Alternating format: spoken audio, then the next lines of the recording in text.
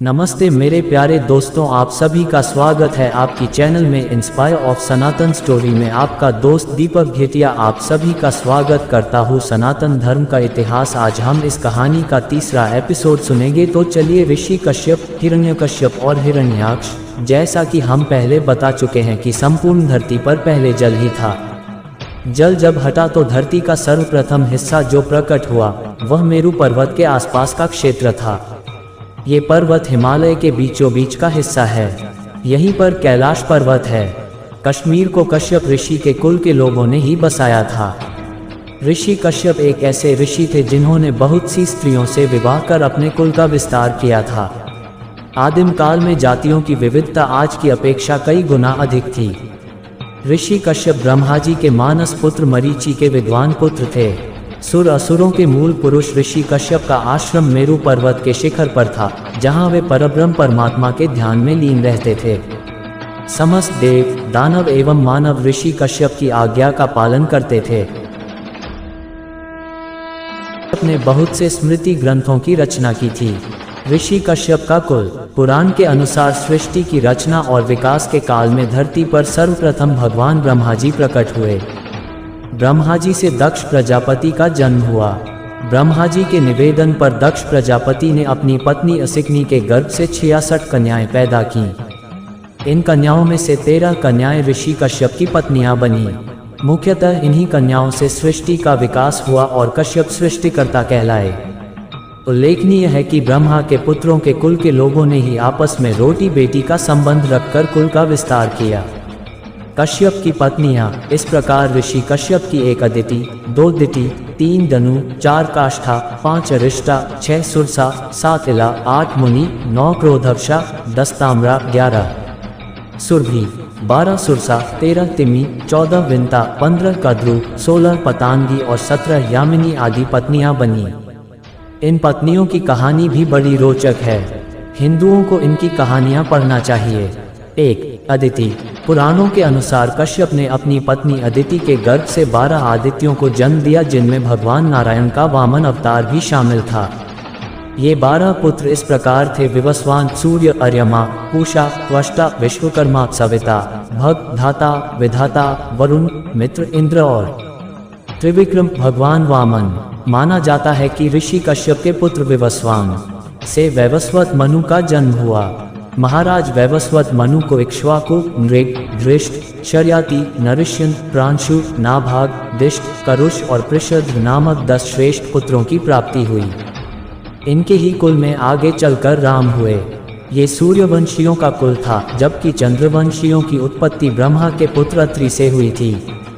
ब्रह्मा से अत्रि, अत्रि से चंद्रमा, चंद्रमा से बुध, बुध से पुरुर्वा, पुरुर्वा से आयु, आयु से नहुष, नहुष से यति, ययाति, संयाति, आयति, व्ययाति और कृति नामक 6 महाबल विक्रमशाली पुत्र हुए।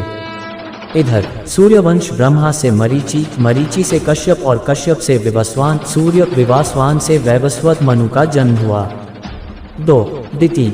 कश्यप ऋषि ने दिति के गर्भ से हिरण्यकश्यप और हिरण्याक्ष नामक 2 पुत्र एवं सिंहिका नामक 1 पुत्री को जन्म दिया। श्रीमद् भागवत के अनुसार इन 3 संतानों के अलावा दिति के गर्भ से कश्यप के 49 अन्य पुत्रों का जन्म भी हुआ, जो कि मरुंदन कहलाए। कश्यप के ये पुत्र निसंतान रहे, जबकि हिरण्यकश्यप के 4 पुत्र थे: अनुहल्लाद, हल्लाद, भक्त प्रहलाद और सहलाद। असुर संग्राम। उक्त दोनों के पुत्रों को सुर और असुर कहा जाता है। दोनों के ही पुत्रों में धरती पर स्वर्ग के अधिकार को लेकर घनघोर युद्ध होता था। माना जाता है कि देवासुर संग्राम लगभग 12 बार हुआ। इन दोनों के पुत्रों में अदिति के पुत्र इंद्र और विवस्वान की प्रतिद्वंद्विता दिति के पुत्र हिरण्यकश्यप और हिरण्याक्ष से चलती रहती थी।